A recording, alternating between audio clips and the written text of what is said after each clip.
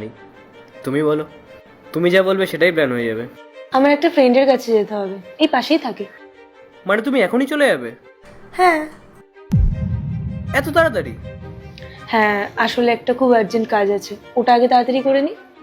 আরে ইয়ার, আমিও সঙ্গে যাই। তুমি যেতে পারবে না। এমন কি জরুরি কাজ আছে যেখানে আমি সঙ্গে যেতে পারবো না? আসলে না, একজনকে ধরতে যাব।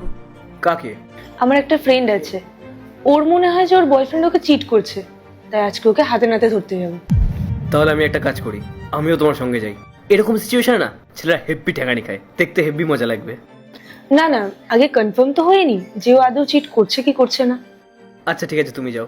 আর যদি কনফার্ম হয়ে যায় না, তুমি সঙ্গে সঙ্গে আমাকে কল করবে, আমি ফটাফট চলে যাবো। ঠিক আছে। বাই। আচ্ছা চলো, আমি তোমাকে ছেড়ে দিয়ে আসছি। আরে তুমি এখানে? কেন আসতে পারি না নাকি?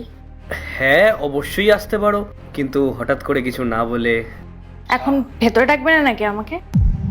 হ্যাঁ হ্যাঁ আসো।